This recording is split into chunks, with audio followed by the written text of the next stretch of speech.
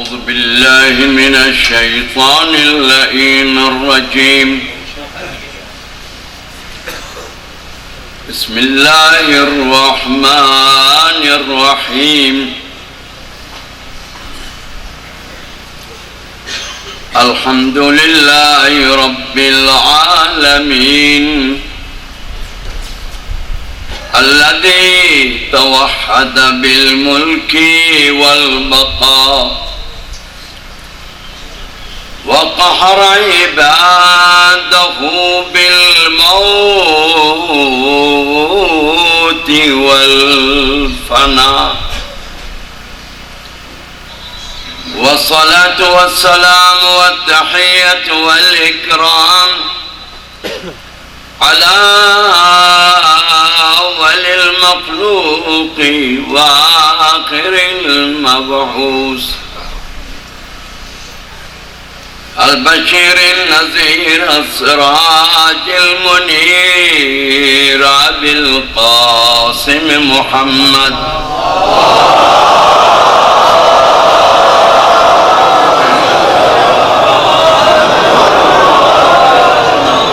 وآله الطيبين الطاهرين المصابيح الدجى وأعلام الهدى ومنار التقى والعروة الوثقى والحبل المتين والصراط المستقيم، الذين ذهب الله عنهم الرجس وطهرهم تطهيرا.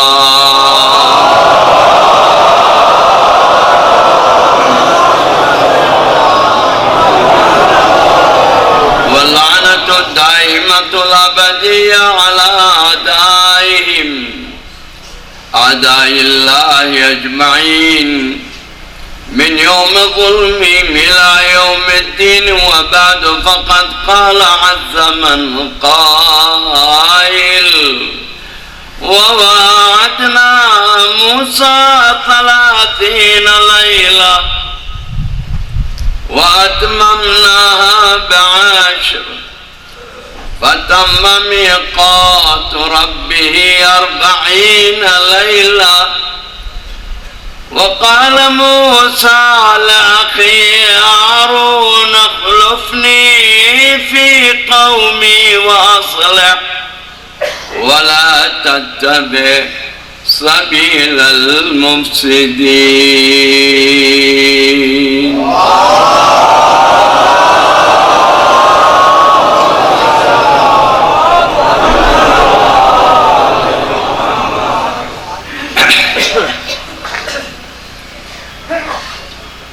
روزے 40 حسین، روزے 40 زینب، بلکہ عرض کروں روزے 40 حسین و زینب، یوم نجات امت، یوم بیداری امت مصطفیٰ، 40 یوم اصلاح امت، 40 یوم ابطال فساد و ایجاد اصلاح امت محمد مصطفیٰ صلی اللہ علیہ وآلہ وسلم۔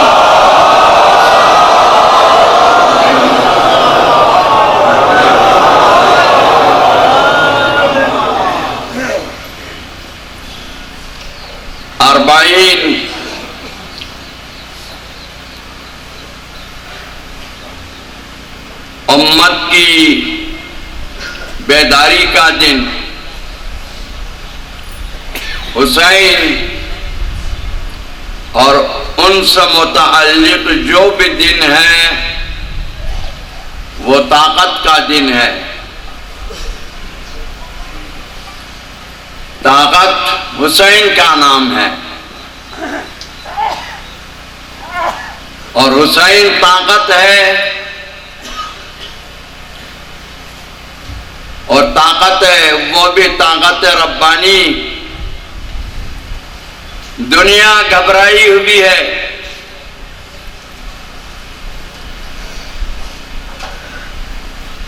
بڑے بڑے بادشاہان زندگی میں بڑے شان و شوکت و فر و کر کے مالک ہوتے ہیں، دنیا ان کے اشارے پر چلتی ہے، لیکن مرنے کے بعد نہ ان پر کوئی رونے والا ہوتا ہے، نہ ان کا یاد کرنے والا کوئی ہوتا ہے۔ قربان ہو جاؤں اس عظیم ہستی پر جس نے شہادت کے بعد اتنا طاقتور ہو گیا ہے، تو حسین اگرچہ بظاہراً ہمارے درمیان نہیں، مگر ذکر حسین سے دنیا گھبرایا ہوا ہے۔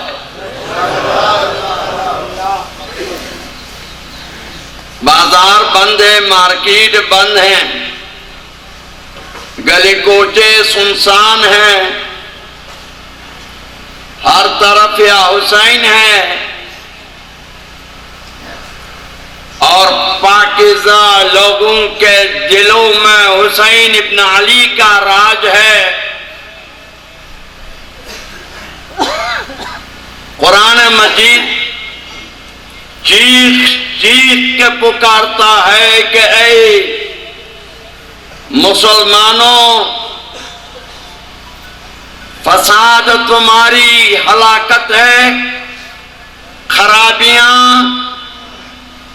تمہاری ذلت و خواری کا باعث ہے، خرابیاں تمہاری غلامی ہے، لہذا ان خرابیوں اور فساد کو ختم کر کے اس عالم اسلام میں ہی نہیں، پوری روئے زمین میں اصلاح پیدا کر دو۔ تمام انبیاء و مرسلین آدم سے لے کر خاتم المرسلین تک، اور وہاں سے لے کر آج تک، اور پھر صبح محشر تک، پروردگار عالم اپنے انبیاء و مرسلین و اولیاء کے ذریعے سے روئے زمین پہ اصلاح پیدا کرنا چاہتا ہے، اور قرآن مجید میں 53 مقامات پر فساد کا ذکر اور 183 مقامات پر اصلاح کا تذکرہ ہے۔ فساد بھر چکا ہے دنیا میں، اور یہ فساد بھی خود بخود پیدا نہیں ہوا، ہمارا پیدا کردہ ہے۔ اب ضرورت ہے کہ اصلاح پیدا کی جائے۔ جہاں فساد ہو وہاں ایک مصلح کا ہونا ضروری، جہاں خرابیاں ہوں وہاں درستگی پیدا کرنے کے لیے ایک الہی شخصیت کی ضرورت ہوتی ہے۔ یہ سورہ اعراف 142ویں آیا، جہاں پروردگار عالم ایک عظیم الشان پیغمبر کا تذکرہ فرما رہا ہے۔ ملاحظہ فرمائیے، جو تلاوت میں نے کی ایک مرتبہ اور تلاوت کر کے ترجمہ پیش کر لوں، اور اس کے بعد دیگر مطالب آپ کے سماعت کے لیے نظر کر سکوں۔ وَوَعَدْنَا مُوسَىٰ 30 لَيْلَةً وَأَتْمَمْنَاهَا بِعَشْرٍ فَتَمَّ مِيقَاتُ رَبِّهِ 40 لَيْلَةً۔ حضرت موسیٰ اور ان کی برادری، ان کی قوم بنی اسرائیل، یہ پیغمبر زادے ہیں۔ حضرت یعقوب کی اولاد کو بنی اسرائیل کہتے ہیں۔ اور یہ جو اسرائیل ہے یہ جھوٹا ہے، یہ مفسدین فی الارض کا ٹولہ ہے، یہ بنی اسرائیل نہیں ہے۔ اس خطے کا، اس سرزمین کا، اس مغصوب اور مقبوضہ زمین کا نام اسرائیل ہے، یہ بنی اسرائیل نہیں ہے۔ بنی اسرائیل تو پیغمبر زادے ہیں، حضرت یعقوب کی اولاد کو بنی اسرائیل کے لیے پیغمبر زادے ہیں، یہ اس زمانے کے سادات تھے، سادات، مگر 300 سال تک اس زمانے کے طاغوت اور مفسد فی الارض نے ان پر حکومت کی اور انہیں غلام بنایا اور استحصال کیا۔ فرعون کے اپنی قوم کا نام قبطیہ ہے، بنی قبطیہ، وہ تو افسران تھے، وہ اشراف لوگ تھے، وہ بڑے لوگ تھے جو بنی اسرائیل سے کام لیتے تھے، ہر تکلیف دہ کام ان سے لیا جاتا تھا۔ حضرت موسیٰ کلیم کو پروردگار عالم نے بھیجا کہ جا کر اپنے قوم کو نجات دو اور اس خبیث فرعون سے کہو کہ میری قوم کو مجھے دے دو تاکہ میں اپنے ساتھ لے جاؤں اس سرزمین سے باہر۔ بہرحال قصہ مختصر یہ ہے کہ اللہ نے بھی اس قوم کی بڑی ناز برداریاں کی، بڑا نوازا، جو انہوں نے مانگا خدا نے انہیں دے دیا۔ حد تو یہ ہے کہ انہیں حضرت موسیٰ کلیم لے کر آیا دریائے رود نیل پر اور وہاں بھی جھگڑتے رہے۔ ہم آج مسلمان بھی جھگڑتے رہتے ہیں، اصلاح کی طرف کہاں آتے ہیں؟ دیدہ و دانستہ یا نادانستہ، ہم تو فساد کو فروغ دے رہے ہیں۔ بہرحال ہماری یہ 5 مجالس کا عنوان ہی اصلاح معاشرہ کا فلسفہ تھا، اسی کا اختتامی طور پر عرض کر رہا ہوں۔ تو وہ جب آئے تو کتنے نالائق لوگ تھے، کتنے یہ بے شرم بے حیا لوگ تھے۔ تو حضرت موسیٰ سے کہتے ہیں اجعل لنا آلہۃ کما لہم آلہہ، ہمارے لیے بھی ایک دیکھنے والا خدا بنا دو جس طرح لوگوں کے خدا ہیں، دیکھنے والے خدا، مصنوعی خدا، باطل خدا، بے حس خدا، ہمارے لیے بھی بنا دو۔ لیکن حضرت موسیٰ انہیں نصیحت کرتے رہے۔ ان کی قوم نے تو فساد کی دعوت دی، فساد کا مطالبہ کیا۔ حضرت موسیٰ کلیم نے اس فساد کو مٹانے کے لیے ان کو نصیحت کرتے رہے، ان کو راہ راست پر لاتے رہے۔ لیکن اب چونکہ ان کی ایک حکومت قائم ہو چکی تھی، اب شریعت لانے کی نوبت آئی۔ اللہ نے کہا کہ موسیٰ آپ جائیے کوہ طور پہ جا کے ہم سے 30 رات مناجات کیا کیجئے، ہم سے گفتگو کرے تاکہ اس کے بعد ہم آپ کو کتاب شریعت عطا کریں گے۔ حضرت موسیٰ کلیم جانے لگے، لیکن اپنے بھائی، سگے بھائی جو کہ وہ بھی پیغمبر ہے، حضرت ہارون سے فرمایا وقال موسیٰ، حضرت موسیٰ نے حضرت ہارون سے فرمایا کہ اخلفنی فی قومی، اخلف فی قومی واصلح میری قوم میں میرا جانشین بن کر ان کے امور کی اصلاح کر لو. یہ بگڑے ہوئے لوگ ہیں، پیغمبر زادہ صحیح ہے، مگر چونکہ زمانہ گزر گیا، نسلیں گزر گئی، یہ ان کی گھٹی میں غلامی رسی بچی ہے، یہ شرارتیں کرتے رہیں گے. آپ ان کو شرارت کرنے نہ دیں، اصلاح فرمائیے. وَأَصْلِحْ وَلَا تَتَّبِعْ سَبِيلَ الْمُفْسِدِينَ. مفسدون کی روش اختیار نہ کرنا، ان کے راہ پر نہ چلنا، ان کی بات نہ ماننا. عزیزان گرامی، اربعین حسین سے ہمیں اصلاح کا سبق لینا چاہیے. ابا عبداللہ الحسین روحی وارواح العالمین لہ الفداء کربلا جب تشریف لائے تو مقصد کیا تھا؟ اصلاح ہے فی الامت، امت میں بیداری و اصلاح.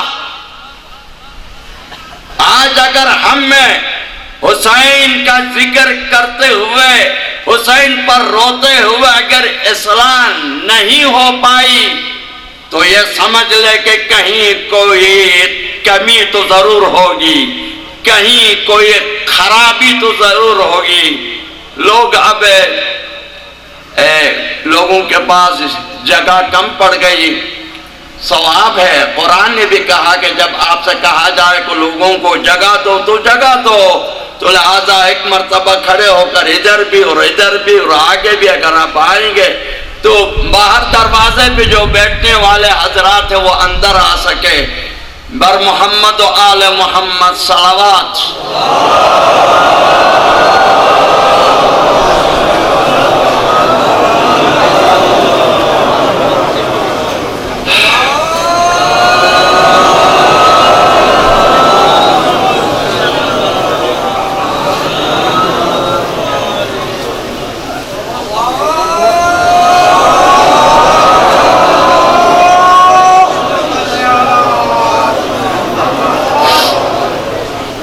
وَأَصْلِحْ.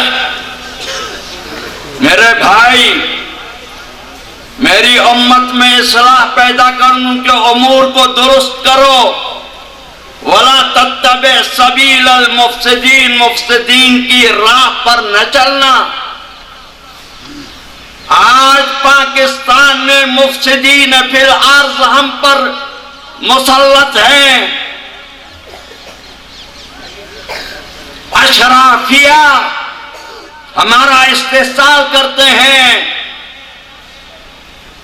ادھر تو موسیٰ علیہ السلام اپنے بھائی کو اصلاح پر زور دے رہے ہیں اور فساد کی طرف نہ جانے کی تاکید فرما رہے ہیں. آج حسین ابن علی کے یہ یوم اربعین کا دن ہمیں اصلاح کی دعوت دے رہا ہے. صرف کان سے سننا کافی نہیں. آپ پڑھے لکھے لوگ ہیں. حضرت موسیٰ کلیم کی قوم بنی اسرائیل پڑھی لکھی نہیں تھی. وہ غلام تھے، وہ جاہل تھے، وہ نکما تھے، وہ راہ اصلاح کھو چکے تھے. آپ تو پڑھے لکھے لوگ ہیں، آپ تو درس حسینی کے شاگرد ہیں، آپ تو بزم حسینی کے شاگرد ہیں. تو ہم اور آپ کو کم سے کم ان چیزوں کا خیال رکھنا چاہیے. ایک بات یہ بھی ہے کہ لوگ کہتے ہیں کہ جہالت کی وجہ سے فساد ہوتا ہے. میں کہتا ہوں نہیں. جو نادان لوگ ہیں، جو غریب لوگ ہیں، جو نادانستہ طور پر اگر غلطی بھی کرتے ہیں تو ان کی غلطی چھوٹی غلطی ہوا کرتی ہے. سب سے زیادہ تو پڑھے لکھے لوگ فساد کرتے ہیں. پاکستان میں فساد پڑھے لکھے لوگوں کا، عالموں کی طرف سے ہے فساد. عام عوام و نادان لوگ وہ فساد کو جانتے ہی نہیں. اگر نادانستہ کرے بھی اس کے مفاسد کے اثرات کم ہوتے ہیں. یہ پڑھے لکھے لوگ اسکول میں، کالجوں میں، یونیورسٹی میں پڑھے لکھے اساتذہ فساد کرتے ہیں. یہ افسران جو ہیں یہ فساد کرتے ہیں، ہم نہیں کرتے. یہ وزراء فساد کرتے ہیں، یہ حکومت والے، یہ افسران.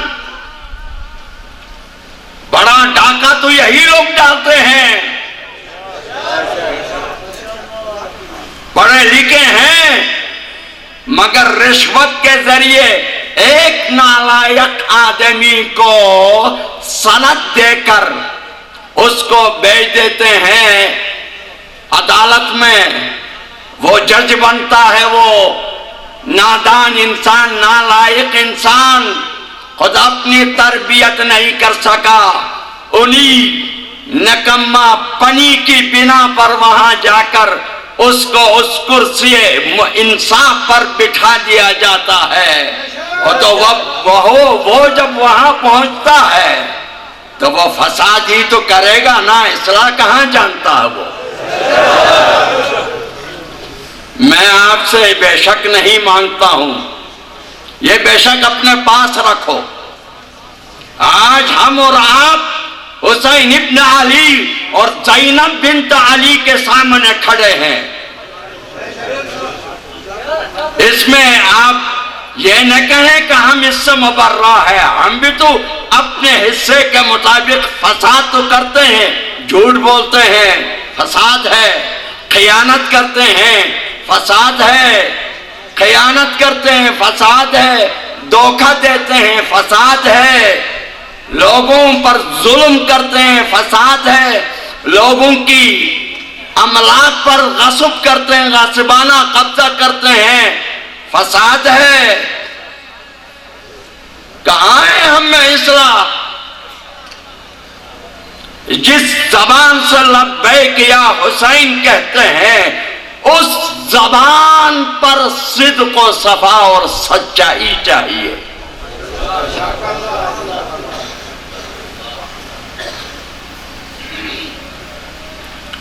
اگر ابا عبداللہ حسین کربلا میں تشریف نہ لاتے اور اتنی عظیم و شان قربانیاں نہ دیتے، صرف مدینے میں بیٹھ کر یہ فرماتے کہ بس تمہاری نجات کے لیے اتنا کافی کہ حسین سے محبت کرو، تو کیا ہم محبت نہ کرتے؟ ضرور کرتے، ضرور کرتے. مگر یہ قربانیاں کیوں دی؟ اس لیے دی کہ فساد بہت ہو چکا ہے، خرابی عروج پر پہنچ گئی ہے. لہذا اتنی ساری قربانیوں کی ضرورت ہے جو فرزند پیغمبر نے وہ دیا. میں عرض کر رہا تھا 40 کے دن ہے، پیغام حسینی ہے. حسین آپ سے اور مجھ سے، ہم سب سے اصلاح چاہتا ہے. معاشرے میں اصلاح، اسکول میں اصلاح، کالج میں اصلاح، یونیورسٹیوں میں اصلاح، ایوانوں میں اصلاح، اسمبلیوں میں اصلاح. جب اصلاح ہمارا اپنا حصے کا اصلاح ہم نہیں کریں گے، اپنے گھر میں اصلاح پیدا نہیں کریں گے، تو پھر کسی سے کیا شکایت ہو، کیا گلہ ہو سکتا ہے؟ پہلے ہم اپنے آپ کو مصلح تو بنائیں، اس کے بعد پھر دوسروں کی باری آ جائے گی. عرض کر رہا تھا کہ 40 حضرت آدم علیہ السلام کی جو خمیر بنی ہے وہ 40 دن میں من سلالت من طین، پاک و پاکیزہ شفاف مٹی کو حضرت جبرائیل امین نے اکٹھا کیا، اور بادل کے جو فرشتہ تھا اس کو حکم دیا خدائے ذوالجلال نے کہ جاؤ صرف اسی پر بارش برساؤ. 40 دن تک آسمان سے خمیر آدم پر بارش برستی رہی. اس کے بعد پھر بنانے میں 40 دن بنا، 40 دن لگا، اور اس کے بعد جب مکمل ہوا پتلا 40 دن کے بعد مکمل ہوا تو تب خدا ذوالجلال نے فرمایا کہ فَإِذَا نَفَخْتُ فِيهِ مِن رُّوحِي فَقَعُوا لَهُ سَاجِدِينَ۔ اب میں جب آدم کے اس پتلے میں روح ڈالوں تو تم اے آسمان والو ان کی طرف سجدہ ریز ہو جاؤ۔ وہاں سے 40 شروع ہوا۔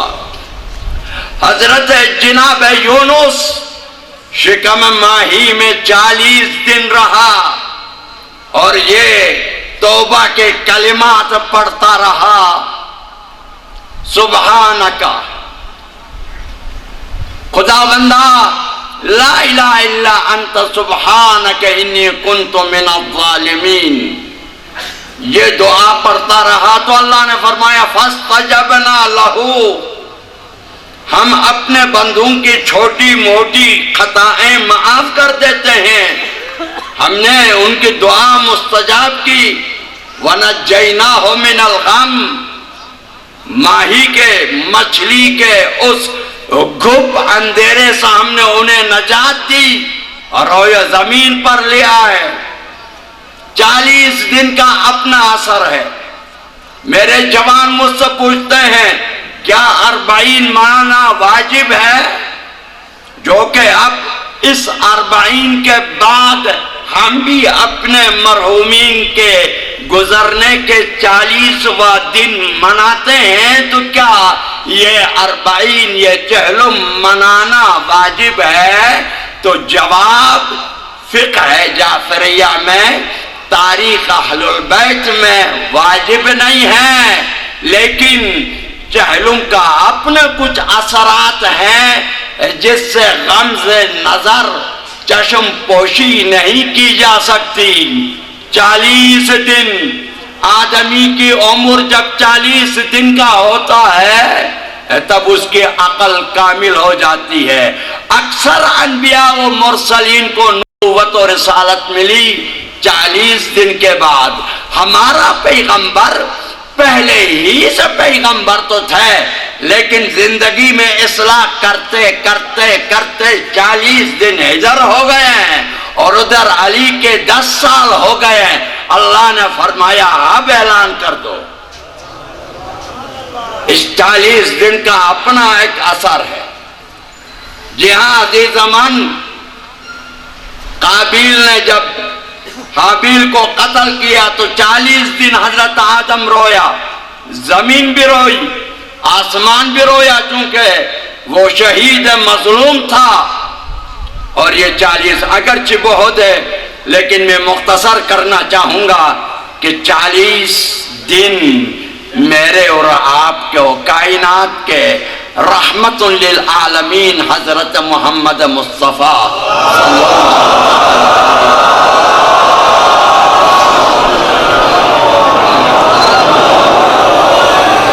ملاحظہ فرمائیے، آپ کا پیارا رسول کا جملہ سنیے، فرماتے من اصبح 40 صباحا،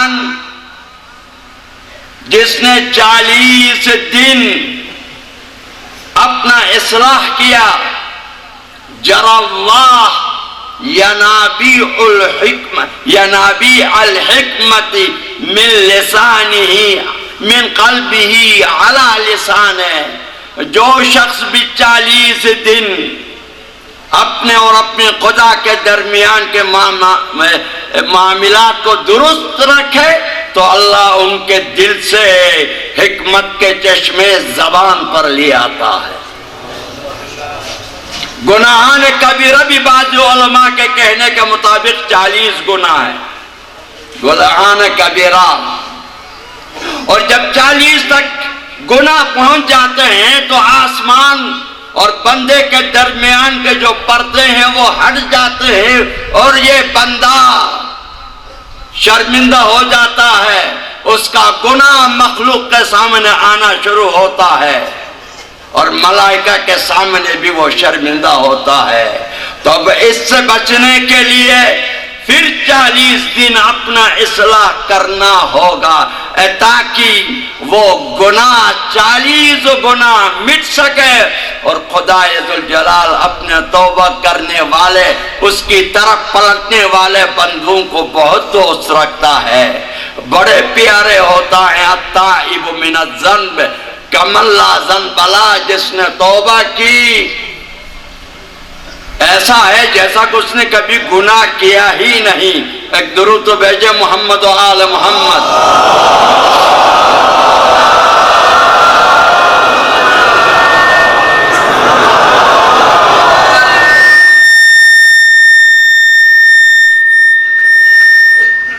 اور چونکہ بانیان مجلس نے مجھ سے کہا ہے کہ اس کے بعد پھر جلوس نکلے گا، آپ آئے ہی دیر سے،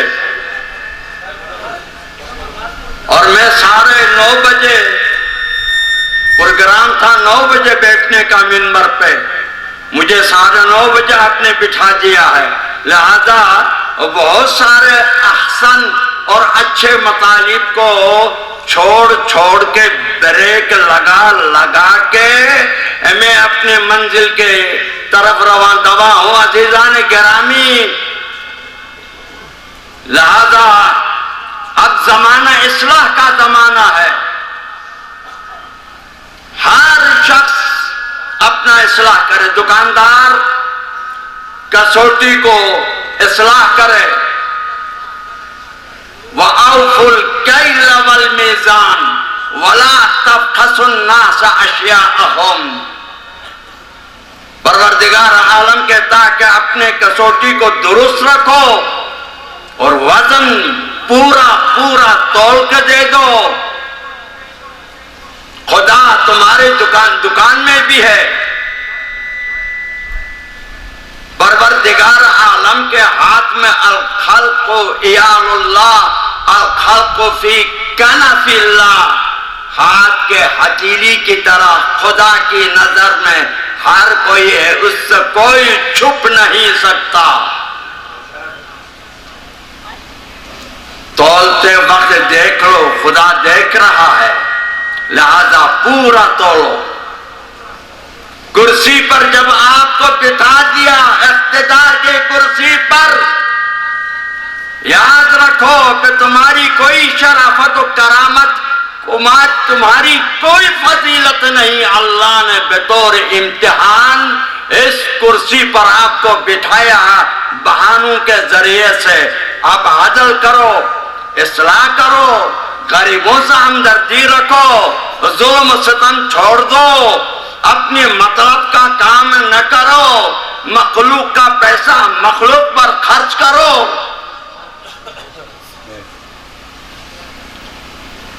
تم نے یعنی ہمارے زمانے میں آج سے 45 40 سال 50 سال پہلے پاکستان تو عروج کر رہا تھا. سڑکیں چمک رہی تھی کراچی میں. اب وہاں سوائے کچرے کے ڈھیر کا کچھ نظر نہیں آتا. یہ پیسہ گیا کہاں؟ بعضی حضرات کا تعلق کسی نہ کسی پارٹی سے ہوگا، مجھے اس سے کوئی واسطہ نہیں. یہ پیسہ گیا کہاں؟ تم غیروں کے سامنے ہاتھ پھیلا کر بھیک مانگتے ہو. لاؤ نا وہ دولت لا کر ان پر خرچ کرو.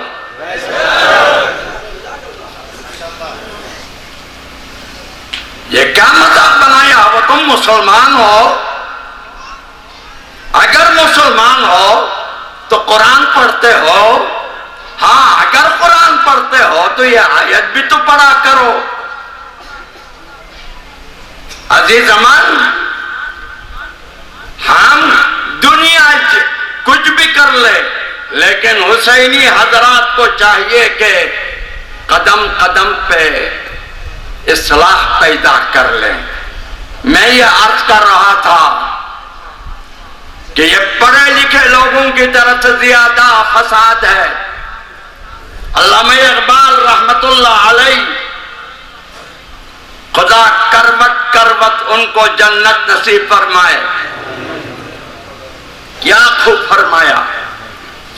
علامہ اقبال علامہ تھے، اپنے پورا معنی میں علامہ تھے، وہ ایسا ہم شاعر نہیں تھے، وہ قرآن کو خوب سمجھتے تھے، اسلام کو خوب فہم رکھتے تھے۔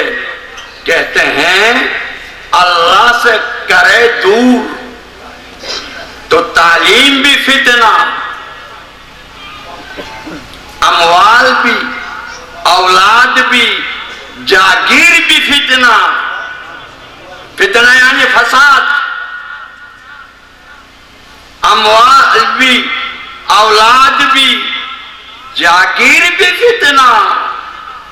نہ حق کے لیے اٹھے تو شمشیر بھی فتنہ، شمشیر ہی کیا، نعرہ تکبیر بھی فتنہ۔ یہ نعرہ تکبیر پڑھ کر لوگوں کو قتل کرتے ہیں، یہ فساد ہے، یہ خوارج فسادی لوگ ہیں۔ مجلس حسین سے کسی کو نقصان نہیں، مجلس حسین اصلاح عالم کا ذریعہ ہے۔ آپ کیوں اس کے مخالف ہو رہے ہیں؟ اے فتنہ ورم اللہ، نواسہ رسول، جس رسول کا آپ کلمہ پڑھتے ہیں، اس رسول کا عظیم نواسہ حسین کے غم میں نکلنے والا ہر جلوس فتنہ کو مٹاتا ہے، اصلاح کو پیدا کرتا ہے۔ کس طرف جانا ہے تجھ کو سوچے مرد خدا، ایک طرف دہر بنا ہے، ایک طرف دہر بقا، یا محیط کشور باطن میں جا کے ڈوب جا، یا بنانے دین عالم جانب رخ موڑ دے، یا حسین ابن علی کا نام لینا چھوڑ دے۔ نعرہ حیدری، یہ رحمت ہے، حسینی جلوس عالم کے لیے رحمت ہے، عالم کے لیے اصلاح ہے، کربلا ہے درس اصلاح، مصلح اعظم حسین، سجدہ شبیر نے اصلاح عالم کر دیا۔ بس عزیزو، آپ اپنا سوچیں، جانا ضرور ہے، قبر میں جانا ضرور ہے، وہاں سوال کتاب ہونا ضروری ہے۔ میں ان مجرموں سے کہتا ہوں، وہ ہزاروں جرم کر کے پھر کہتے ہیں کہ ہم نے کیا کیا ہے، تو جناب رئیس امروی نے بڑا خوب جواب دیا، جو کچھ کیا ہے سامنے آنا ضرور ہے، انصاف دور ہے، انصاف دور ہے، نہ حساب دور ہے۔ خلق خدا کو خون کا آنسو رلا دیے، پھر بھی وہ پوچھتے ہیں میرا کیا قصور ہے۔ دنیا کو رلا رلا کے پھر بڑا معصوم بنتا ہے کہ میرا کیا قصور ہے جو مجھے یہاں سے نکال دیا ہے۔ تم سب قصوروار ہو، وہ بھی قصوروار ہے جو تمہاری حمایت کرتے ہیں، وہ بھی اصحاب فساد ہے جو اس فسادی کا ساتھ دیں گے۔ ذرہ برابر ان مجرموں اور مفسدوں سے ذرہ برابر اگر محبت ہو، ان کے لیے نرم گوشہ ہو، انہی کے ساتھ یہ بھی جہنم جائیں گے۔ اللہ کے رسول نے فرمایا 3 بندے جہنم ایک ساتھ جائیں گے، ایک کے بعد ایک نہیں، تینوں ایک ساتھ۔ فساد کرنے والا بانی فساد، اس کے ساتھ تعاون کرنے والا اور ان کے عمل سے راضی ہونے والے، یہ تینوں خدائے ذوالجلال ایک ساتھ جہنم میں ڈال دے گا۔ حضرت امام الرضا صلوات اللہ وسلامہ علیہ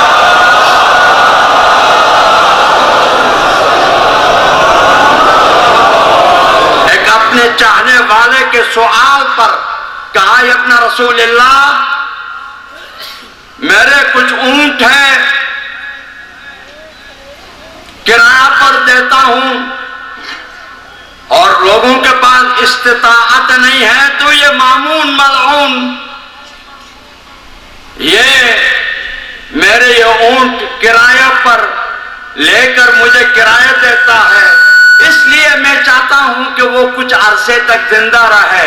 امام نے فرمایا، یاد رکھو اے حسینیو، اے حضرت رضا کے زیارت پہ جانے والوں، یہ جملہ امام کا یاد رکھو، مستند حدیث ہے، فرماتے ہیں یاد رکھو اگر اس کے دور میں مشرق میں کوئی قتل ہو اور تم مغرب میں بیٹھے ہو، چائنا میں کوئی قتل ہو اور تم کینیڈا میں بیٹھے ہو، تو اس کے قتل کے جرم اور گناہ میں تم برابر کے شریک ہو۔ تمہیں کیا ہو گیا؟ ارے وہ تو ان کا فائدہ ہے۔ ایک وزیر پہ 25 سے 50 لاکھ روپیہ خرچ ہوتا ہے اور ایک غریب آسمان کے تلے پانی کے اوپر بیٹھا ہوا ہے، یہ عدل ہے، یہ انصاف ہے، یہ اصلاح ہے، یا یہ جرم ہے، یہ ستم ہے، یہ منافقت ہے، یا کہ یہ فساد ہے؟ اگر درندوں سے حیوانوں سے ڈر لگتا ہے، کیا زمانہ ہے کہ انسانوں سے ڈر لگتا ہے؟ عزت نفس کسی شخص کی محفوظ نہیں، اب تو اپنے ہی حکمرانوں سے ڈر لگتا ہے۔ نعرہ صلوات۔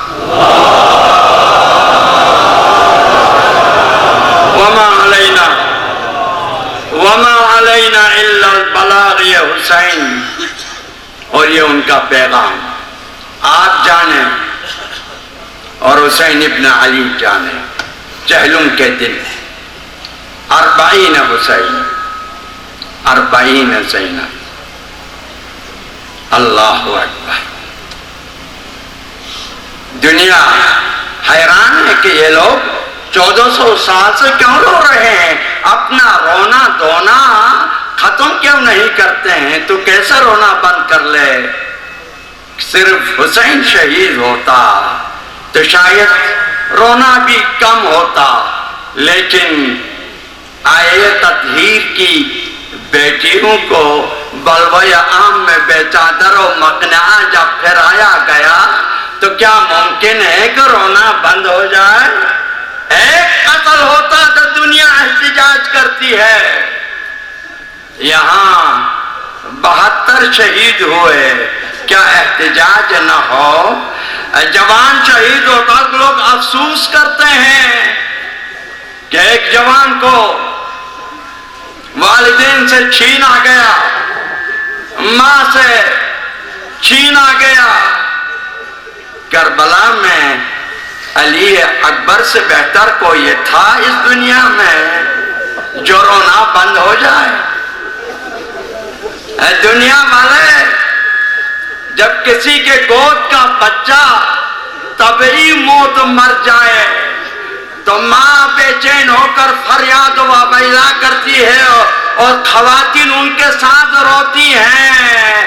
ارے چلو کربلا، اے 40 کے روزانے والوں، عمر باپ سے پوچھ لو، علی اصغر تو خود نہیں مرا، تیری جو بات ہے گلے کو چھید آ گیا۔ کیا رونا بند ہو جائے؟ نہیں ہو سکتا۔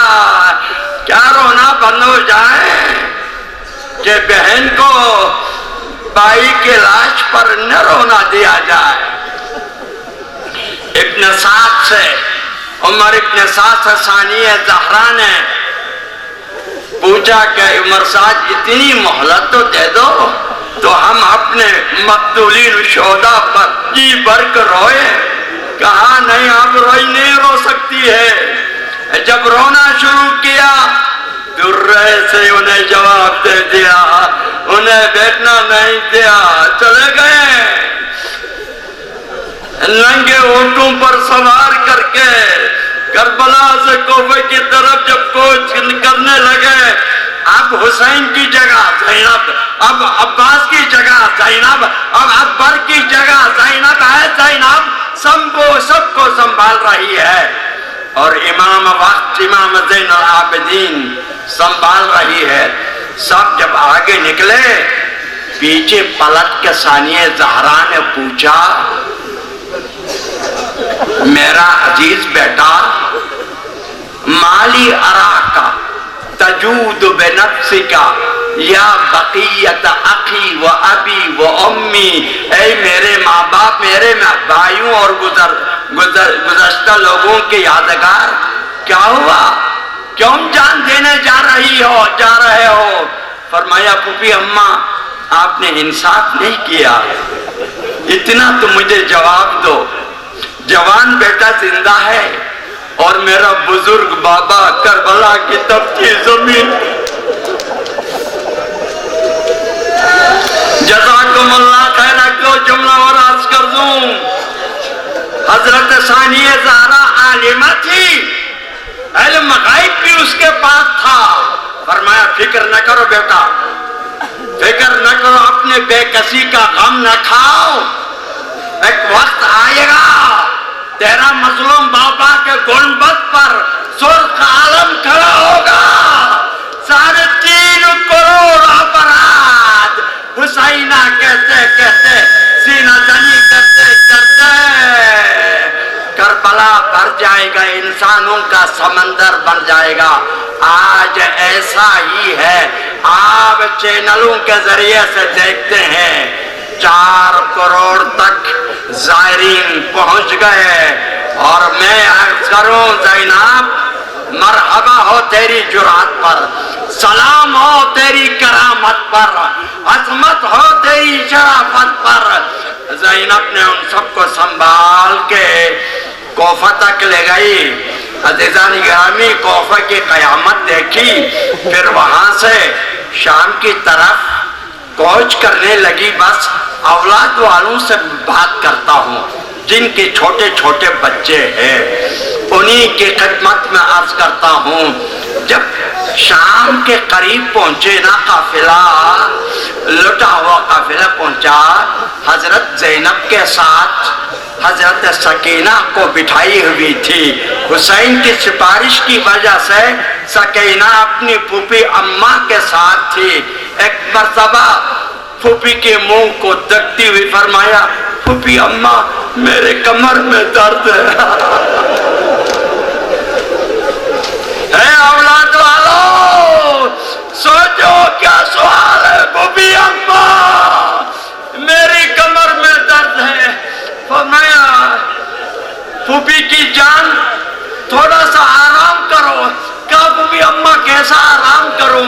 جب میں آرام کرنے لگتی ہوں شمر درنے لا کر میرے کمر. یہ مصائب دیکھ کر کوئی رونا بند کرے گا؟ یہ قیامت سن کر کوئی اپنا رونا بند کر سکتا ہے؟ بس گئی فاتح شام زینب بنت علی پوری طاقت اور پورے شجاعت علوی کے ساتھ دربار میں عزیز میں جسارت کی بات نہیں کر سکتا, زینب کی شہامت اور شجاعت کی بات کرتا ہوں. اندر سے پہنچ گئی, ہاتھ بندھے ہوئے, رسیاں بندھی ہوئی ہے. ایک طرف ام کلثوم ہے, دوسری طرف حضرت زینب ہے, بیچ میں حضرت سکینہ کے گلے میں رسی بندھا ہوا ہے. ایک مرتبہ کبھی بیٹھ جاتی ہے, کبھی کھڑی ہو جاتی ہے. زینب پوچھتی ہے پھوپھی اماں کی جان یہ کام کیوں کرتی ہے؟ پاپا پھوپھی اماں میں چھوٹی ہوں، آپ جب کھڑی ہوتی تو گلا میں رسی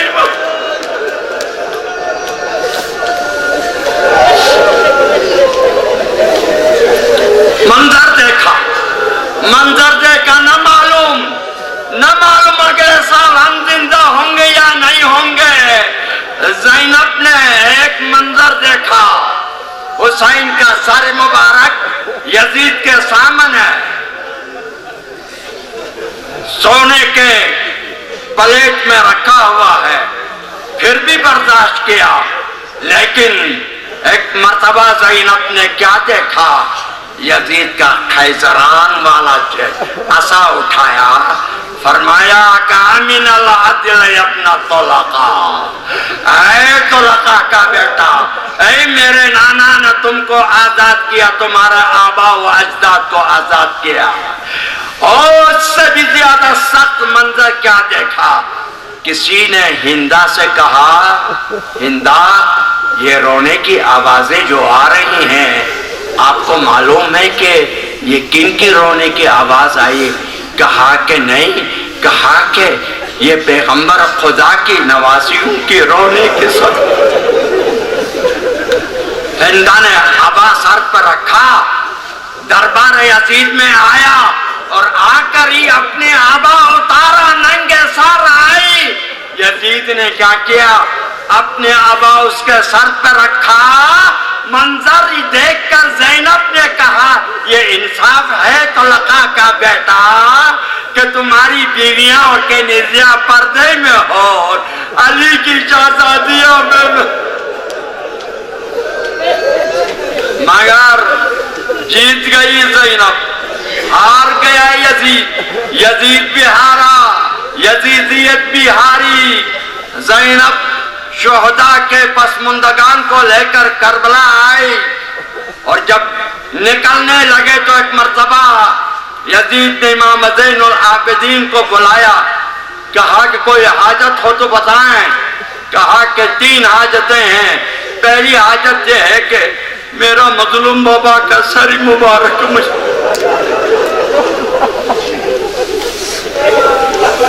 اور دوسرا کہ جو بھی کربلا میں غارت کیا ہے سامان اس کو واپس لوٹا دو۔ اور تیسری حاجت کیا ہے؟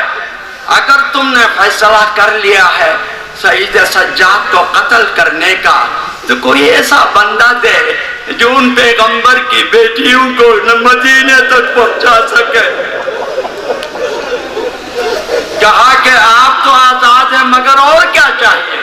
کہا کہ اب کیا کیا چاہیے؟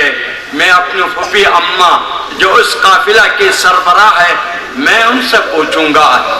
آئے، فرمایا پھوپھی اماں ہمیں یزید نے آزاد تو کر دیا ہے مگر کہتا کہ اور کوئی ہو جاتا تو بتاؤ۔ زینب نے فرمایا کہ بیٹا سید سجاد جا کر کہہ دو کہ ہمیں کچھ نہیں چاہیے سوائے ایک گھر ایسا دے دو کہ جس میں اپنے مظلوم بھائی کی ماتم کر سکوں۔ یزید نے ایک گھر خالی کر کے دے دیا۔ 3 دن تک مجلس میں لٹا ہوا قافلہ سید سجاد کھڑا ہو گیا، کربلا کی طرف پلٹا، فرمایا السلام علیکہ یا ابا، السلام علیکہ اپنا رسول اللہ۔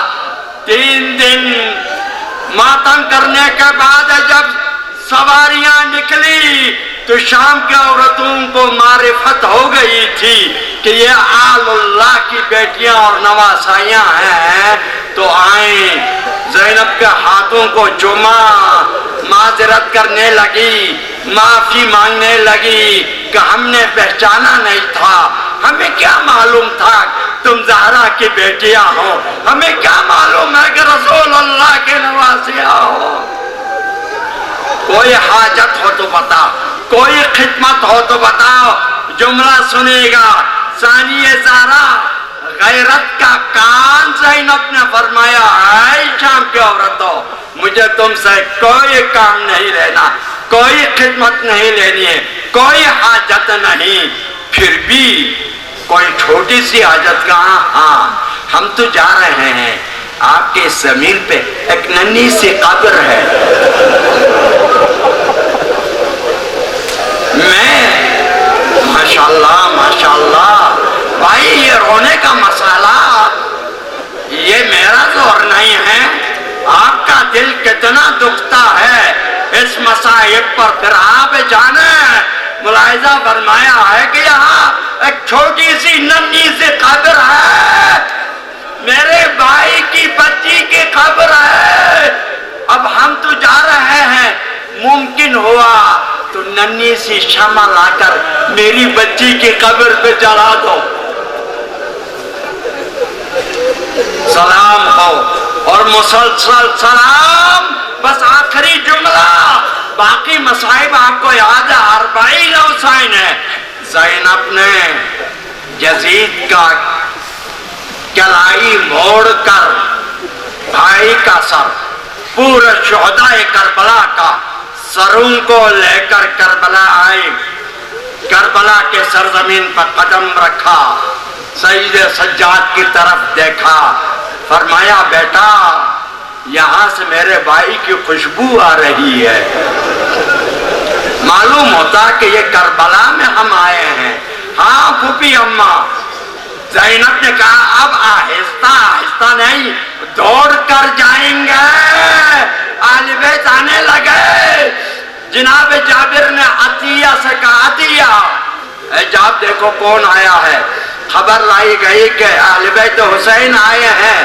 شام کے سفر سے کربلا پہنچے ہیں، ایک مرتبہ اٹھتے بیٹھتے گرتے سنبھلتے ہوئے جابر آیا، آ کر سید سجاد سے فرمایا السلام علیکم ابن رسول اللہ، زہرا کے لال میرا سلام قبول کیجئے، حسین کا فرزند میرا سلام قبول کیجئے۔ ایک مرتبہ ثانیہ زہرا زینب نے فرمایا اب ہم شہداء کے قبروں تک پہنچ گئے ہیں، سید سجاد جابر سے کہے دور چلے جائے، کیوں؟ اب مجھے اپنے بھائی سے بات کرنی ہے، ہمیں چیخ رونا ہے، میں نہیں چاہتی ہوں کہ ہماری رونے کی صدائیں جابر تک پہنچے۔ جابر دور چلا گیا، سیدانیہ قبر پائیں، حضرت ام کلثوم عباس کی قبر پہ، حضرت ام لیلہ علی اکبر کی قبر پہ، حضرت رباب علی اصغر کی قبر پہ اور دیگر شہداء کے قبروں پہ جی بھر کے ماتم کر رہی تھی۔ ایک مرتبہ آخری جملہ ہے اور روتے ہوئے آپ جائیں گے نماز پڑھنے کے لیے۔ ایک مرتبہ جناب رباب نے بیٹا سید سجاد سے فرمایا بیٹا یہ بیویاں اپنے شہداء اور عزیزوں کے قبر پہ تو رو رہی ہیں، میرا اصغر کہاں؟ فرمایا اب اماں بابا نے وصیت کی تھی اصغر کو بابا کے سینے پر ڈالنا۔ حسین ماتم ہے۔